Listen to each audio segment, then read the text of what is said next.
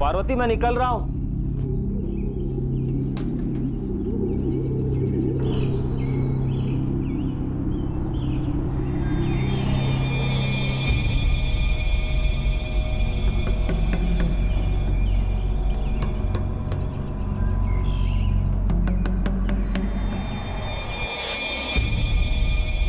दोपहर को खाने के बाद मैं बाहर जाऊंगी सामान लाने। तू घर पे ही रहना, कोई भी आए तो दरवाजा मत खोलना। ठीक है।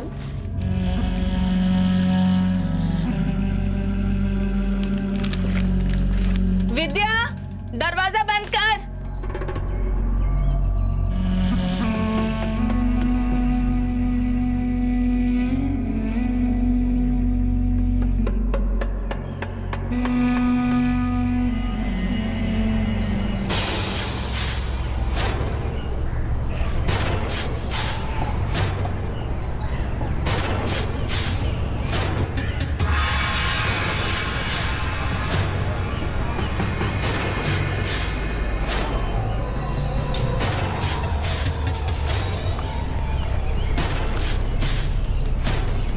बौदी,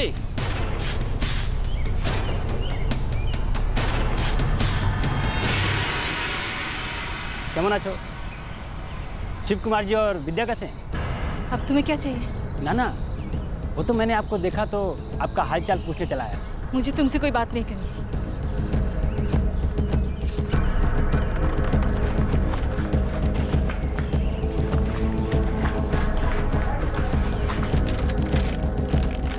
विद्या, विद्या, दरवाजा खोलना हो।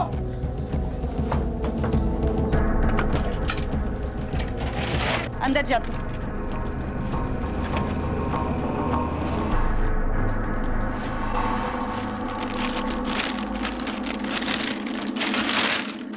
क्या हुआ माँ? कुछ नहीं। रुक, दरवाजा मत खोलना। माँ कौन है दरवाजे पे? तू यहीं पे रुक, मैं देखती हूँ।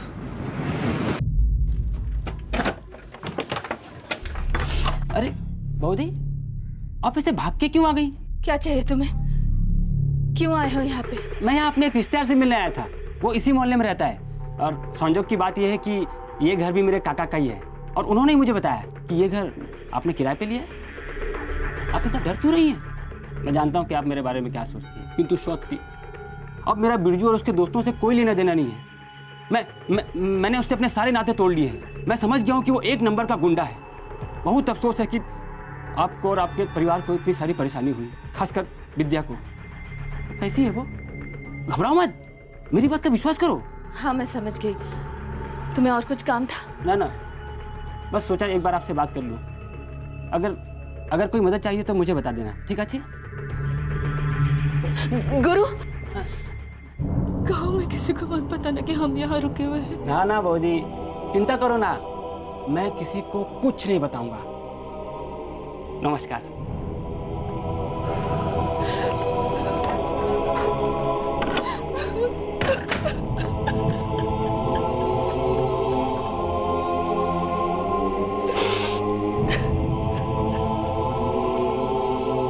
क्या? ये कब हुआ? आज दोपहर को।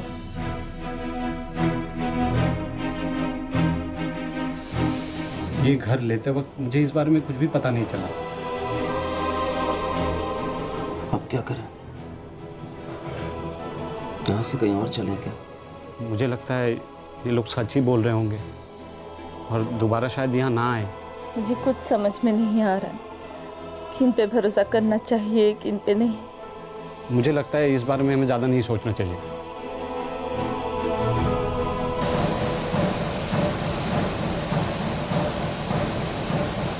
पार्वती, तुम तो कह रही थी कि तुम पबूजा से आई हो। हाँ हाँ, हम पबूजा से आए हैं। ममता तो कह रही थी कि तुम लोग रुईबागाची से आए हो। विद्या के साथ वहाँ कुछ हो गया था, इसलिए चले आए यहाँ।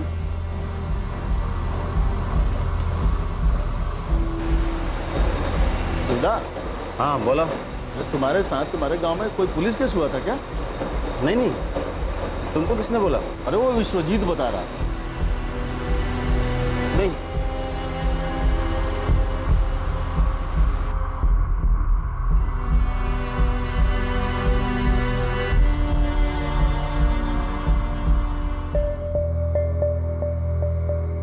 सब लोग बातें कर रहे हैं।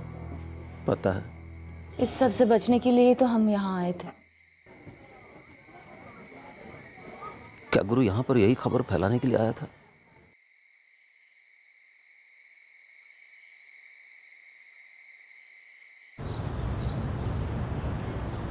गोदी, सुनो तो। घर पे सब ठीक है ना? क्यों हमारे पीछे पड़े हो? अरे मैं आपका शुभचिंतक हूँ। ये बात आप समझती क्यों नहीं है? तुम्ही ने विद्या और हमारे बारे में सारी बातें यहाँ पर फैलाई है ना? क्या क्या चाहते क्या हो? अपनी पुलिस कंप्लेन वापस ले लो। अब देखो, इससे किसी का क्या फायदा? तो इसलिए आए हो यहाँ हमें ढूंढते हुए? कंप्लेन वापस ले रही हो या नहीं?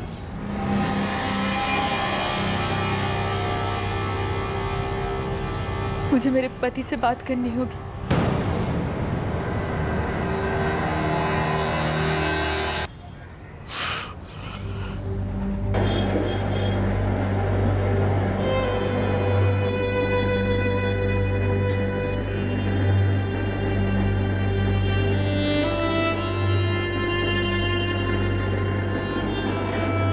अम्मा संभाल के। तू बना ले। अम्मा क्या हुआ है बताओ ना। कुछ नहीं, तू बना।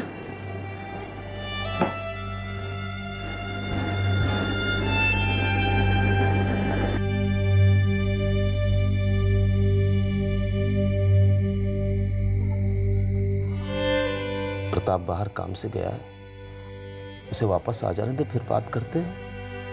शायद हमें शिकायत वापस ले लेनी चाहिए। उन्हें पता है हम कहाँ हैं। अगर यहाँ पर आकर कुछ कर दिया तो? कब तक भागते फिरते रहेंगे?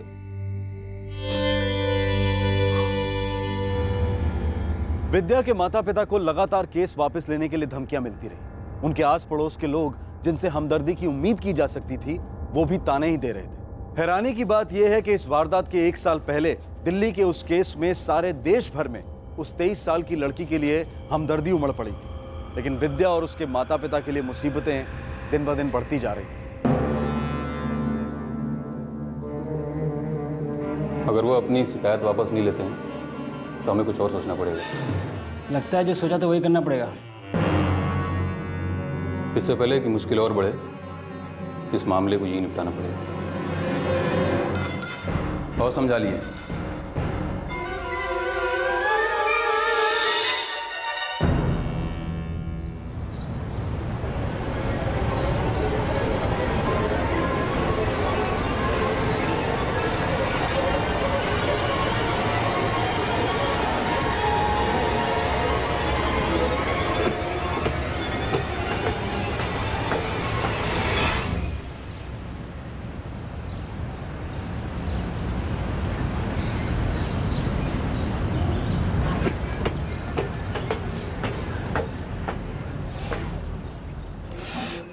विद्या,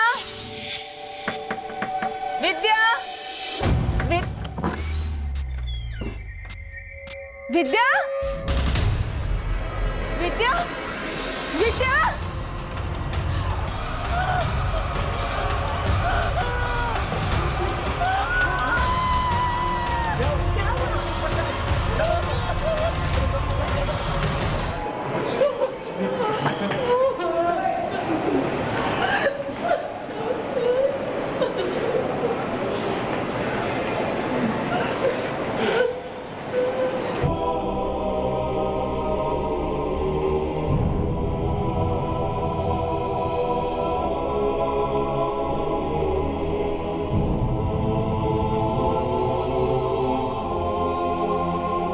भैया हमारी विद्या की हालत कैसी है?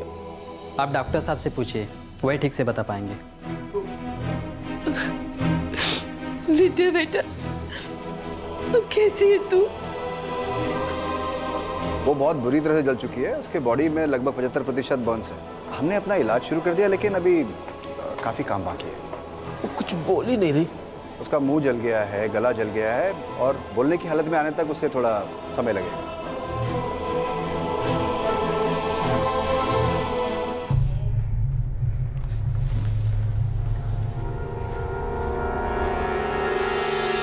साहब, उसकी माँ जब घर लौटी तो दरवाज़ा खुला हुआ था।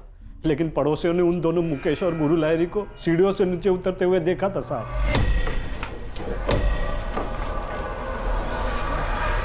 वो लड़की इस वक्त किस अस्पताल में है? साहब भौशाख हॉस्पिटल में है साहब। ठीक है, पहले हम घर जाकर के जांच पड़ताल करते हैं, उसके बाद हॉस्पिटल जाकर देखेंगे कि वो बयान देने लायक है या नहीं।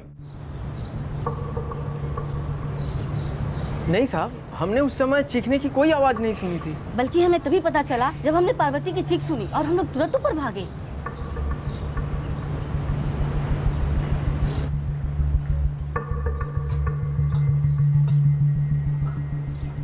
सर, लगता है उसने इस स्टोव का सारा केरोसिन खुद पे डालकर खुद को जला दिया है। सारा सैंपल ले लो। ठीक है सर।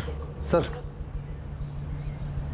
अटेम्प्ट टू सुसाइड का केस लग रहा है। हाँ, हो सकता है। चलो अस्पताल चलकर देख लेते हैं वो लड़की बयान देने की हालत में है या नहीं।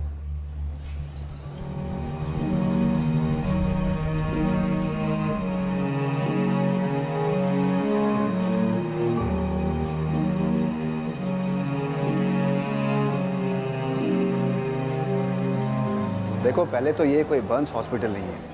यहाँ जले हुए लोगों का अलग से इलाज करने की कोई व्यवस्था नहीं है, ना तो आईसीयू में और ना ही किसी और वार्ड में कोई जगह खाली है। लेकिन डॉक्टर साहब उसकी हालत बहुत ख़राब है। इस मामले में मैं तुम्हारे लिए कुछ नहीं कर सकता। तुम सुपरिटेंडेंट से जाके मिलो, हो सकता है वो तुम्हारे लिए कुछ कर सके। और वैसे भी ये पुलिस का मामला है और पुलिस केस में तुम्हें उनसे तो बात करनी ही होगी।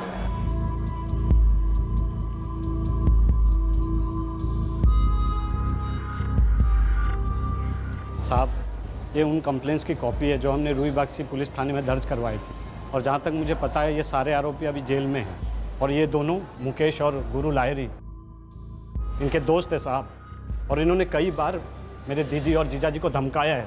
वो लोग हमारे पीछे पड़े थे साहब, वो चाहते थे कि हम अपनी शिकायत वापस ले लें। हाँ, तो हो सकता है कि आप लोगों के जाने के बाद वो लोग उसे डराने धमकाने आए हो। पता नहीं साहब। क्या तुम्हारी बेटी विद्या को ये मालूम था कि वो लोग तुमको धमकियां दे रहे? जी नहीं साहब, हमने उसे इस बारे में कुछ भी नहीं बताया था। वो वैसे ही इतना कुछ सह चुकी थी साहब। देखो, हमने घर की जांच की है और उसको देखकर यही लगता है कि वहाँ पर वो लोग उसे डराने धमकाने आए थे और उसके बाद में उसने खुदकुशी करने की कोशिश की। हम लोग सुसाइड की एफआईआर दर्ज कर लेते हैं, लेकिन कोई भी एक्शन लेने से पहले हमें विद्या के स्टेटमेंट का इंतजार करना पड़ेगा।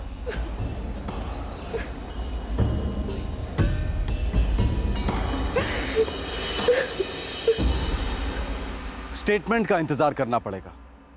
पड़ोसियों ने जिन मुजरिमों को देखा था, लड़की के परिवार ने जिनकी जानकारी दी थी, वो अब भी कहीं भाग जाने के लिए आजाद थे। इस घटना के पहले पुलिस में 2 और कंप्लेंट्स दर्ज करवाई जा चुकी थी, लेकिन फिर भी विद्या के बोलने का इंतजार हो रहा था। उन गुंडों के अत्याचार के बाद जो पीड़ा और यातना विद्या और उसके परिवार वालों ने हमारी कानूनी व्यवस्था की वजह से सही थी, उसका कोई अंत नहीं था, और अस्पताल पहुंचकर भी उनकी यातनाएं खत्म नहीं हुई थी। देखो, इस वक्त फ्री वाला बेड तो कोई खाली है नहीं। अगर तुम थोड़ा पैसा खर्चना चाहो तो मैं तुम्हारे लिए एक बेड का इंतजाम कर सकता हूँ। साहब, उसको एक अच्छे वार्ड में भर्ती करवा दीजिए, उसकी हालत बहुत ख़राब है। मैं तुम्हें एक लिस्ट देता हूँ, इससे तुम देख के डिसाइड कर लो कि तुम्हें कितना पैसा खर्चना है।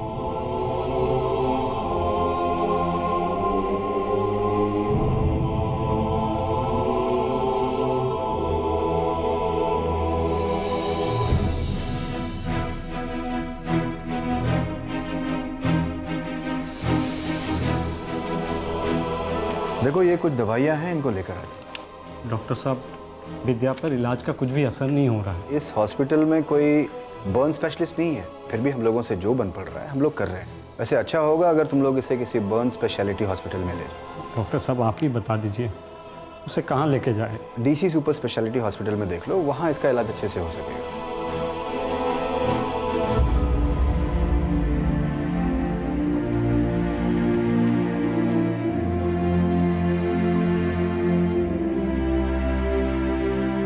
इस वक्त हमारे पास कोई भी बेड खाली नहीं है। विद्या 75% जल चुकी है, उसको इलाज की बहुत ज़रूरत है। देखो, मैं तुम्हारी बात समझ रहा हूँ, लेकिन मैं कुछ नहीं कर सकता। जब कोई बेड ही नहीं खाली तो फिर हम पेशेंट को कहाँ रखेंगे? तुम ऐसा करो, कल आओ, फिर देखते हैं। नहीं, आज भी कोई बेड खाली नहीं है।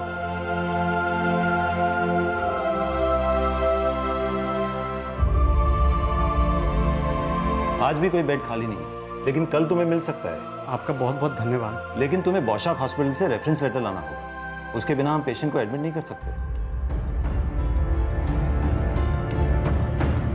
देखिए, मैं आपको पहले ही कह चुका हूँ कि मैं आपको ऐसे रेफरेंस लेटर नहीं दे सकता। ज़्यादा से ज़्यादा मैं आपको डिस्चार्ज लेटर दे सकता हूँ, ठीक है? उसके लिए आपको बॉन्ड साइन करना होगा कि अगर हॉस्पिटल चेंज करते वक्त विद्या को कुछ हो गया तो उसमें हमारी कोई जिम्मेदारी नहीं होगी। अब हम क्या करें साहब? सुपरिटेंडेंट साहब भी ऑफिस में नहीं है। देखिए, आपको प्रसन्नजीत जी के ऑफिस में आने का इंतजार करना ही होगा।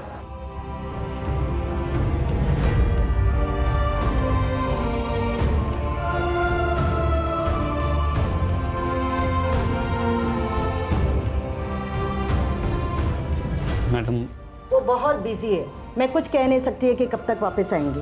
मैडम, यहाँ से अगर रेफरेंस लेटर नहीं मिला तो डीसी अस्पताल में हम विद्या को भर्ती नहीं करा पाएंगे। देखिए, मैंने प्रशांतजीत सर को आपके लेटर के बारे में बता दिया है। आपको उनके हॉस्पिटल आने तक का वेट करना ही पड़ेगा।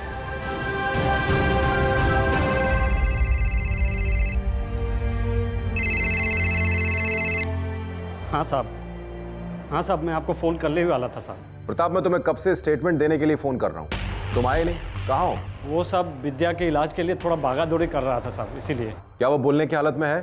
हाँ साहब, कल वो थोड़ा सा बोली थी। अरे तो बताना चाहिए था ना, उसका स्टेटमेंट लेना बहुत ज़रूरी है।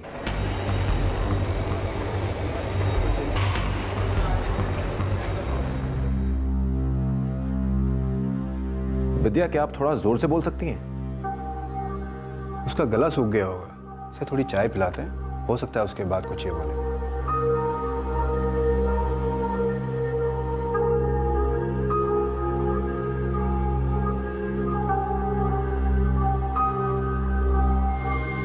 अब मैं इसका स्टेटमेंट लेने जा रहा हूं। परिवार वालों को बाहर रहना होगा।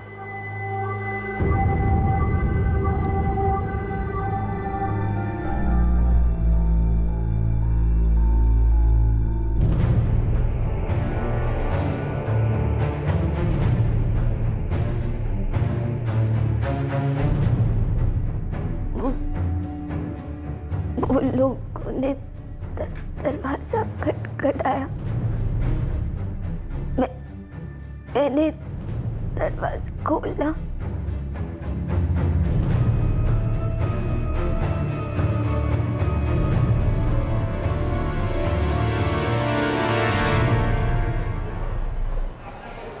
सब कुछ बदल गया है। क्या बदल गया साहब? विद्या के बयान के हिसाब से सब कुछ बदल गया है। उसने खुदकुशी करने की कोशिश नहीं की थी। उसने जो कहा उसके हिसाब से तो ये अटेम्प्ट टू मर्डर का केस बनता है।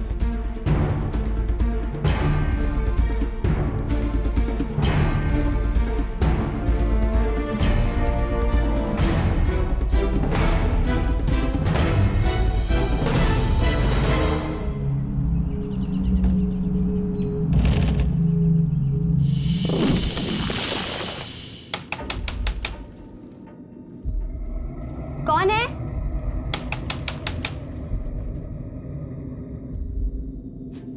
कौन है?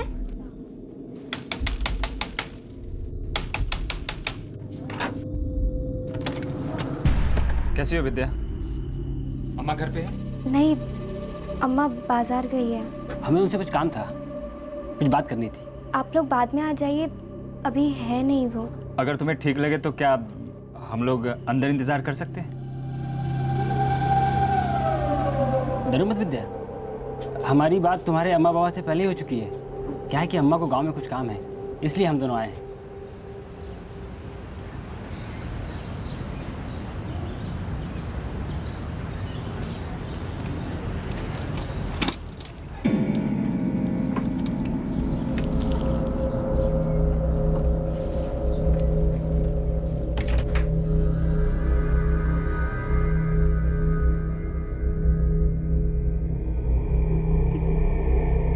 क्या चाहिए तुम लोगों को? तो चाहिए था, कब से तेरी अम्मा को बोल रहे हैं। इतनी बार कहा कि पुलिस कंप्लेंट वापस ले ले, लेकिन उसने सुना ही नहीं।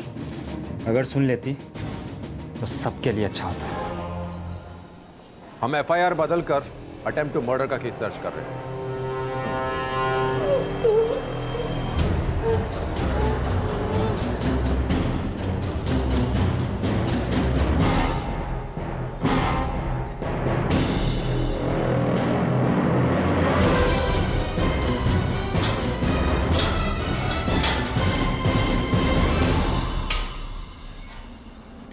बिरजू साहब आप ही सोचो, जब से आप इधर ले आए हो तब से यहीं है, जेल से कहीं बाहर गए ही नहीं, तो यहाँ बैठे बैठे हम क्या कर सकते हैं? बिरजू मुझे अच्छे से पता है, गुरु और मुकेश तुम लोगों के बहुत अच्छे दोस्त हैं। साहब आप दोस्त हैं तो क्या होगा, अब अगर उन लोगों ने ऐसा कुछ किया है तो उसके लिए हम लोग कैसे जिम्मेदार हो सकते हैं? साहब हमारा तो भीतर ही है, हम लोग क्या पता है लड़की किधर है। तो फिर उन लोगों को डराने धमकाने का सवाल ही नहीं उठता। और सच्ची में साहब, हमें तो ये भी नहीं पता कि मुकेश और गुरु ने किया क्या है, और कहाँ मिलेंगे ये भी नहीं पता। वो दोनों गांव में नहीं है, हम उनके रिश्तेदारों से पूछताछ कर रहे हैं। आप हमें इन दोनों के फोटोग्राफ्स भिजवा सकते हैं, क्योंकि इस केस के बारे में खबर हर तरफ फैल रही है और हम पर भी दबाव बहुत बढ़ रहा है। ये केस तो सचमुच सरदर्द बन गया है। ठीक है, मैं आपको उन दोनों के फोटोग्राफ्स फैक्स करवाता हूँ।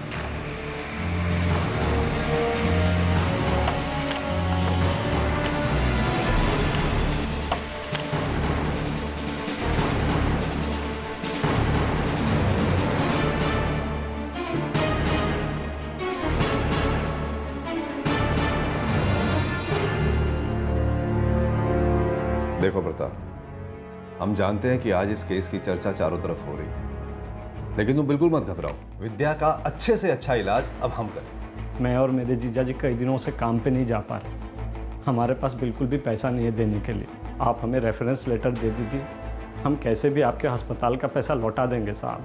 अरे कैसी बातें कर रहे हो प्रताप, विद्या के इलाज का सारा खर्चा अब हमारा अस्पताल उठाएगा, यह हमारा फर्ज है।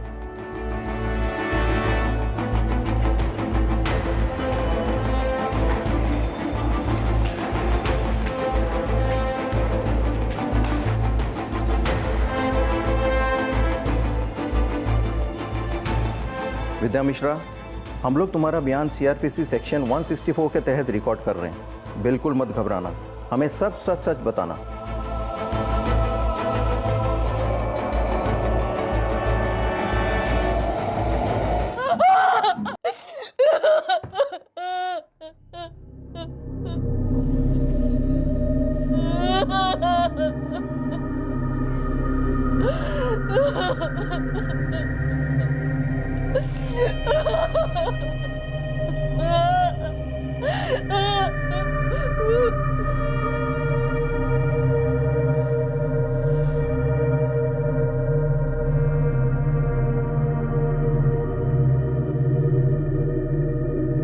वो आखिरी बार उसकी जान ले गया।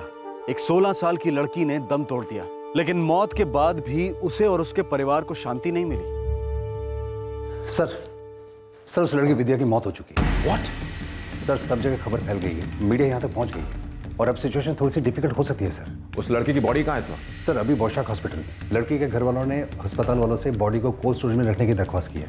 सर उनके गाँव से कुछ रिश्तेदार वहाँ पर आने वाले हैं। ये मामला हमें बहुत बड़ी परेशानी में डाल सकता है, हम सब उलझ जाएंगे, कुछ करना होगा। मैंने हॉस्पिटल को बॉडी संभाल के रखने के लिए कह दिया है, आप लोग चाहो तो उसे कोल्ड स्टोरेज में भी रख सकते हो।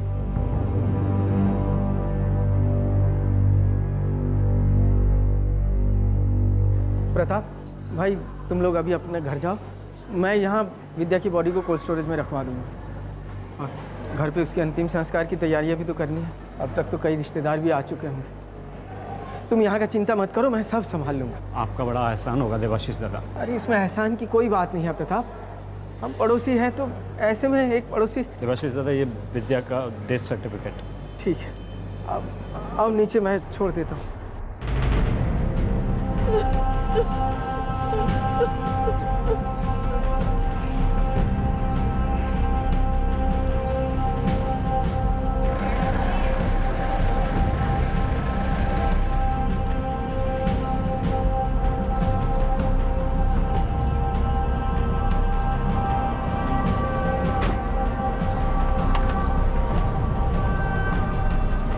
चलिए।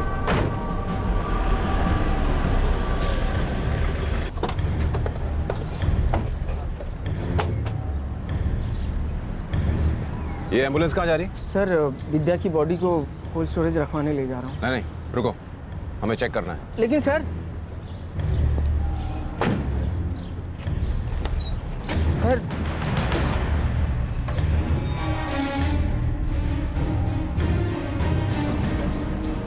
हम इसे ले जाएंगे। इस बॉडी को यहाँ से सीधे शमशान घाट ले जाना होगा। लेकिन सर विद्या के परिवार वाले कोई है नहीं यहाँ पे, वो घर पे इसके अंतिम संस्कार का इंतजाम कर रहे हैं। देखो हमारे पास ऑर्डर्स हैं, इस लाश को सीधे शमशान घाट ले जाना होगा। तुम भी चलो। लेकिन सर बढ़ाओ इसे। मेरी बात तो सुनिए सर, उसके परिवार वाले को तो आने दीजिए सर।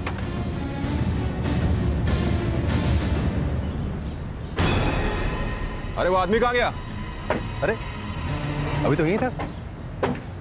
कोई बात नहीं, लड़की के घर वाले को खबर कर दो कि सीधा शमशान घाट पहुंच जाए। हाँ ठीक है, चलो।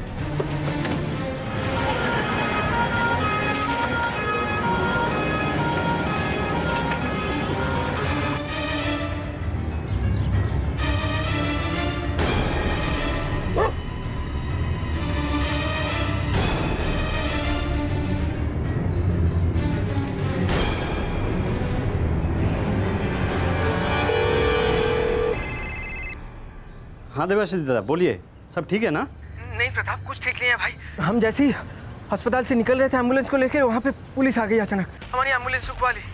और हाँ उनके साथ वो कोलकाता पुलिस वाले भी थे वहाँ पर, और वो लोग विद्या की बॉडी को सीधा शमशान घाट ले गए। क्या? हाँ भैया, मैं तो वहाँ से किसी भी तरह भाग निकला, लेकिन वो विद्या की डेथ सर्टिफिकेट मेरे पास ही है।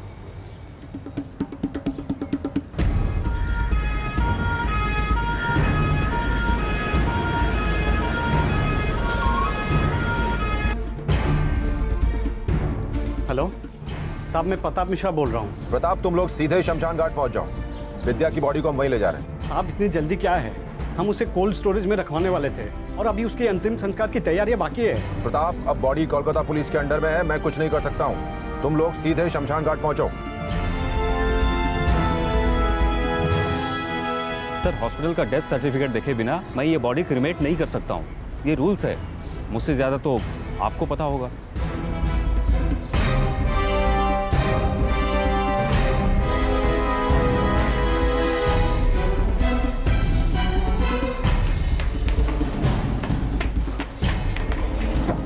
ऐसा कैसे हो गया?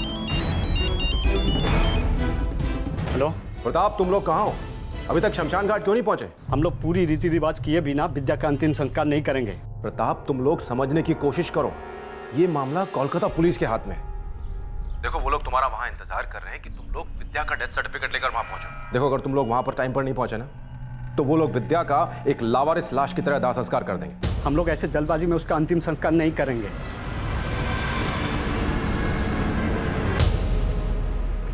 वो लोग अभी के अभी उसका अंतिम संस्कार करना चाहते हैं। लेकिन क्यों? काकू शायद मुझे लग रहा है कि वो लोग बहुत घबराए हुए हैं। अगर मीडिया को पता चल गया तो वो खबर चारों तरफ फैल जाएगी और फिर दिल्ली वाले केस की तरह वो लोग सड़कों पे ना उतर आए, इसी बात का डर है उन्हें। इसीलिए वो लोग हथकंडे अपना रहे हैं, वो अपना मनमानी करना चाहते हैं। ऐसे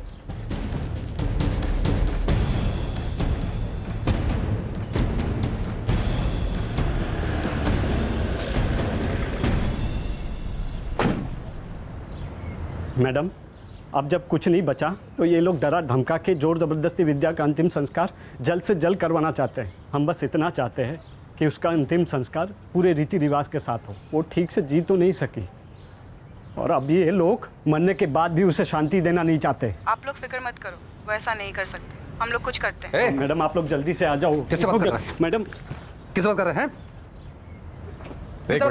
एक मिनट छोड़ दो सर। तुम लोग मेरी बात सुनो, अच्छा होगा कि तुम चुपचाप विद्या का डेथ सर्टिफिकेट लेकर के शमशान घाट पहुंच जाओ।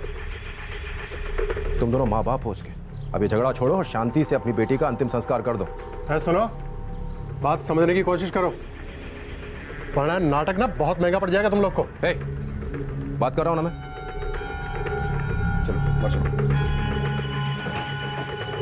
देखो तुम लोगों की भलाई के लिए बोल रहा हूं, मेरी सलाह मान लो और शांति से अपनी बेटी का अंतिम संस्कार कर दो।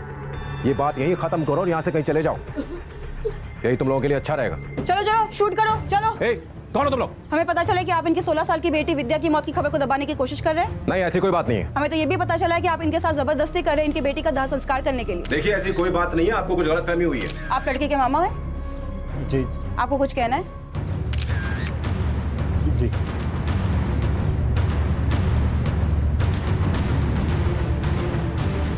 पीड़ित लड़की का परिवार कहाँ है? और क्या सच है कि आप बॉडी को यहाँ जबरदस्ती लेकर आए हैं? बिल्कुल सच नहीं है। देखिए हमारे पास ऊपर से ऑर्डर्स थे। पुलिस इस केस को दबाने की कोशिश क्यों कर रही है? मैम देखिए जो ऑर्डर्स हमें मिले हम वही काम कर रहे प्रोटेक्शन हैं। मिला हुआ है सर। सर यहाँ पे सिचुएशन एकदम आउट ऑफ कंट्रोल हो गई है। चारों तरफ मीडिया फैल गई, लड़की के घर पर भी और शमशान घाट पर भी।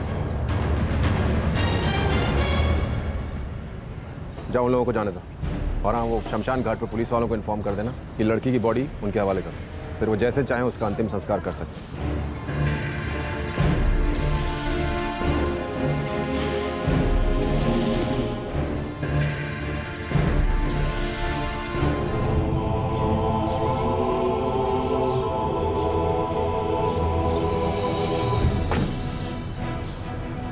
लेकिन दूसरी एफआईआर तो सिर्फ छेड़छाड़ की थी, रेप की कोई रिपोर्ट नहीं लिखाई गई थी। पर लड़की के घर वालों का तो कहना है कि उन्होंने रेप की एफआईआर दर्ज करवाई थी। जी नहीं, यहाँ तक कि एफआईआर की कॉपी उन्हें पढ़ के सुनाई गई थी। लेकिन उन लोगों का कहना है कि उन्हें बंगाली ठीक से समझ में नहीं आती। अब इस बारे में हमें कुछ नहीं बताया गया। देखिए केस क्राइम ब्रांच के हाथ में है और उन्होंने ही विद्या के कातिलों को अरेस्ट किया है और वही इस केस को हैंडल कर रहे हैं। हमने तो सिर्फ अपराधियों को अरेस्ट किया है, ये केस हमारे पास दर्ज नहीं। आप लोगों को ये प्रश्न तो रुईबाक्षी पुलिस से करने चाहिए। अरे आप लोग मेरे पीछे क्यों पड़े हैं? ये केस अब शाखाती पुलिस के पास है, आप उनसे पूछिए। देखिए मैं आपको पहले कह चुका हूं कि ये केस क्राइम ब्रांच के हाथ में है, इससे ज्यादा इंफॉर्मेशन मैं आपको नहीं दे सकता।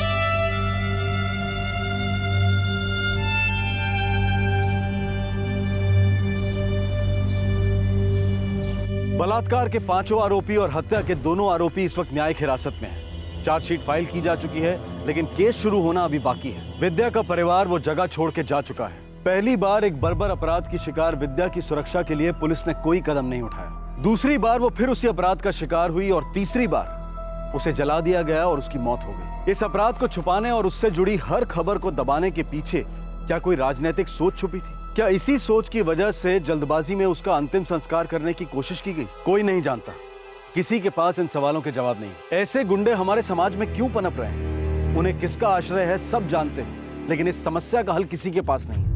हमारे प्रशासन के पास तो बिल्कुल नहीं। सिर्फ टेलीविजन पर होने वाली चर्चाओं में सारी राजनीतिक पार्टियों के प्रवक्ता अपनी पार्टी की एफिशिएंट गवर्नेंस यानी कि निपुण और प्रभावशाली प्रशासन की बातें करते हैं। बताते हैं कि उनकी पार्टी क्या परिवर्तन लाई। हर पार्टी अपने आप को सच्चाई और ईमानदारी का स्रोत बताती है, अच्छे प्रशासन का पथ प्रदर्शक बताती है, लेकिन ये सारी हवाई बातें हैं। हमारे नेता खुद ऐसे असामाजिक लोगों की बोली बोलते हैं, उनकी हाँ में हाँ मिलाते हैं। अपनी पार्टी के कार्यकर्ताओं की गुंडागर्दी को नजरअंदाज करते हैं, वो खुद बलात्कारियों के पक्ष में बोलते हैं। विद्या सिर्फ 16 साल की थी, उसे जीने का हक था, उसे सुरक्षित महसूस करने का अधिकार था, उसे एक ऐसे प्रशासन का अधिकार था जो उसके परिवार को इस तरह से दर दर भटकने पे मजबूर ना करता। प्लीज वोट कीजिए और एक ऐसे आदमी के लिए वोट कीजिए जो ना गुंडागर्दी की भाषा बोलता हो, ना गुंडागर्दी करता हो और ना ही गुंडागर्दी को प्रोत्साहित करता हो। आपसे फिर मुलाकात होगी क्राइम पेट्रोल दस्तक में एक और नए केस के साथ। तब तक अपना ख्याल रखें, सुरक्षित रहें और याद रखें, आपका एक वोट बहुत कीमती है। जय हिंद।